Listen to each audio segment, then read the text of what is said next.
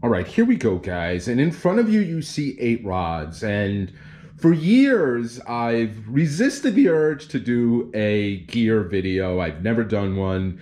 And so this is a first, so be gentle. In front of you, you see 8 rods. These are the different types of rods and reels I use when I'm fluke fishing. And at least here in New York, fluke season opens in about a month by the time this video comes out, May 4, 2021, 4-fish, 19-inch limit. I'm not sure what it is in Jersey to the Flounder guys in Delaware and Pennsylvania, so I'm sure somebody will comment and let me know. But at least here in New York, we got about a month to go. And we'll go over the rods, the reels, the some of the lures and the lines. And let's start with the lines. That's the easiest. Every single one of these setups has 10-pound braid. I like Suffix 832, to each their own. You know, I always laugh when people say that's too light, that's too light. I've never had a fish break off because the braid was too light. It's about, you know, not having your drag locked all the way down. And even if you do, chances are it'll still give a little. None of these are, you know, 50-pound drag tuna reels. I've never had a problem with that. And often when we get stuck on the bottom, I use 30-pound fluoro, Seaguar Blue fluoro. It'll break at the fluoro before it breaks at the 10-pound braid. So my opinion. Let's start with the spinners. And just a quick thing about the spinners. For years, I only used the conventional, even though these are all mostly bait casters. I'm going to say conventional. You know, that type of traditional fluke fishing setup. Last year I started, because of the chartering, I thought it was easier with one lure down and casting on the other side of the boat, my customers fishing on one side. I started using spinners more and I did fantastic with them. I mean, amazing. So I'm going to try to incorporate that more into my arsenal. I actually picked up a few more over the winter to use as boat rods. Let's start with the yellow rod. This is the Goofish rod, and it's got a Penn Battle 2 on it. Again, 10-pound test. You'll see a blackfish jig on it. This is what I use in the bay if I'm just messing around.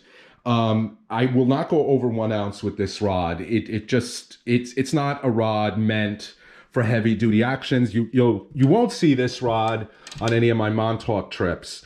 This other rod, this is a Night Ranger spinning rod, 7 foot. It's got a Penn Battle 3 on it, the newest version of the Penn Battle. It's now machined. This was a gift from one of my customers, and it is a fantastic rod. I used it for blackfish, for jigging. You'll see still have the John Skinner blackfish jig on it. This is something I'll start using this year in Montauk with 2 ounces and under. Again, casting on the opposite side of the boat and just letting it come back and doing little light action jigs, Elias style. That's you know, how he likes to do it. This other rod did a lot of work for me last year. This is the rod I was primarily using when I was using a spin setup. This is a Jigging World Nexus spinner, medium heavy, 7 foot. This one has a Penn Clash 4000 on it. That Penn Clash is because I wanted to also albie fish a little with it. And that's a perfect reel. It's got the oscillation. Skinner has a video on that. That is less prone to wind knots if you're casting. And next to that Jigging World Nexus medium heavy is another Jigging World medium heavy Nexus spinner, but this one is a little different. This is a Crafty One. Let's not tangle everything up here. This is a Crafty One custom. I literally, and we got rods flying all over the place. I literally just picked this up. It's got a Tsunami Evict 3000 on it. And you'll see this. This is a Raging Rattler. It's a new concoction from SNS. They beta tested them last year. They actually gave me one to test out. We'll catch a little clip here. When I was trying for Spanish, and I was using... Here we go. Oh, this is a good one. That one got so. Here you go. This is a big one. You got it? Don't give him any slack. All right, Ted. Let's go, Frank. This is a good one.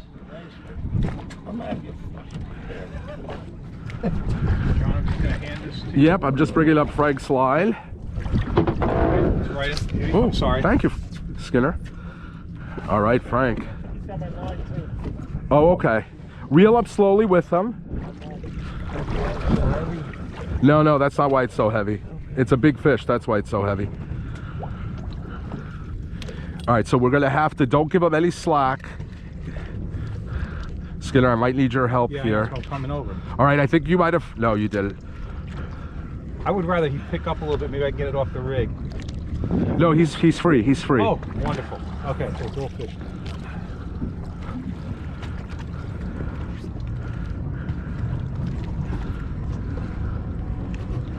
Here you go, beautiful fish. Wow. All right, Frankie. All right. All right, give it some slack for me. Yeah. Oh, and Frank, he popped out. Give it some slack. Yep, he popped out. We got him in the net just in time. Oh man. On Skinner, you know what we caught that on, or what Frank caught that on? And the reason I'm excited by this setup, besides the fact that it's really good, it's evenly balanced, it's a little longer, but than the traditional Jigging World Nexus medium heavy. I'm excited to try out this Raging Rattler. The trip I did with Nino last year, Stan, who runs SNS, was actually out that day in Montauk using this, beta testing it. And, you know, we grinded that day. His boat had a limit in about 4 hours. So I'm super excited. And as you saw in that clip, me telling Skinner, do you know what I caught that on? That was this. Stan had sent me a one to try, and I'm going to do everything in my power to test it out a little more this year. Now, moving on to the conventional setups, the first one is an old classic, one of Doc's favorite rods. It's a Tsunami Slimwave. It's the 6'4" model. This one has a Jigging World Chronos rod. Now, this is a 11.9 ounces, I believe, rod, a reel, super light, 20 pounds of drag, little thumb bar there. This is a great setup for a younger person. It is a super light setup. It's only 6'4", easier to handle. It is not, however, conducive to rapid jigging. It's got a very noodly, we call this the Noodle Rod. It's got a very soft tip. Any kind of hard jerks on it will literally do nothing to the bucktail. This one you're better off doing a slow jig on.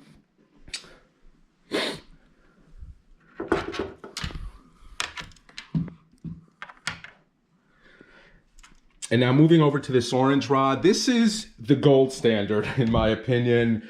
This is the Nexus 7-foot heavy rod, the Jigging World Nexus 7-foot heavy rod. You see another one of the Raging Rattlers on it. It's a swing hook, and it's meant to emulate a squid. Piece of gulp on the end, and you'll be gold.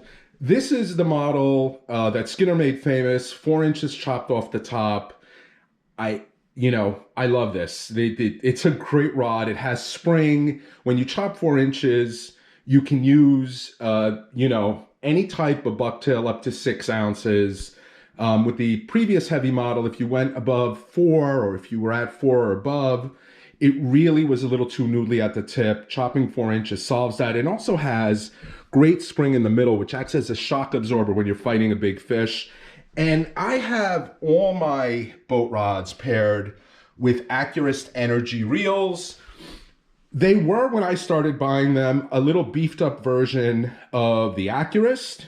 The Accurist now has the same amount of drag. It's 18 pounds of drag. No real difference there. But I'll include a link in the description to Anthony Chinney, who I buy all these reels from. He'll make them for you with the power handle. He'll even spool it up with your favorite braid, which again, in my case, is 10-pound Suffix. And next to it is, I believe, this is the Night Ranger. It is. And this is a graphite rod that is probably the absolute lightest rod I own for fluke fishing. It is super light. I mean, I can't even begin to explain how light this is. The only negative in my mind with that rod is it doesn't quite have the same spring that the Nexus has. So it's great for jigging bucktails up to 6 ounces or even heavier. It'll put a lot of action on the bucktail. But if you're fighting a big fish, it's a very stiff rod. So there's always the danger that a big fish could spit the hook because there isn't that shock absorption in the middle of the rod. Again, Accurist energy, pardon me, yeah. I keep saying Accurist energy. It's actually a quantum energy. Quantum makes Accurist and they make energies. And last but not least, this is what I have on the boat for customers. It's the Nexus 7-foot extra heavy rod. And the extra heavy was Tackle World or Jigging World. Their reaction to folks wanting to chop 4 inches off the heavy model. The 7-foot extra heavy gives you all the same power that the heavy does, but you don't have to chop it. And I have, I think, 5 of these. They're on the boat. And I bring all these other rods too. Customers can use whatever they want. And again, just to summarize, 10-pound test on all of these. I primarily have been using John Skinner bucktails, and I'll continue to use those, but I'm excited to try these Raging Rattlers. Based on very limited market data, I have a lot of confidence that they'll work. And last but not least, we are going to do, in mid-April, I'm going to publish the last of the Fluke Winter Series videos. And in connection with that, we're going to have another subscriber contest in the spring. So keep your eyes out for that. That video will be coming out in mid-April. Don't say I want in on the contest in this video. It's going to be that mid-April Fluke video. Great trip we had last summer. We'll do another contest. Hope you enjoyed. Let me know what you use. And before we get into the, please like and subscribe, let me just say that anything that gets you out on the water and you're comfortable using will catch fish. I mean, obviously prior to all these reels and rods being invented, I used $60 boat rods. My go-to setup for years was a St. Croix Tide Master, which is a musky rod. As long as you get the right action on your lure, you will catch fish. So this is just what I use. This is not in any way intended to say this is what you should use. You should use what you're comfortable using. Now that we got that out of the way, hope you enjoyed this video. If you did, please hit that like button. If you're not already a subscriber and you like this type of content, please consider subscribing. And keep your eyes and ears open for that mid-April Fluke subscriber contest. Thank you.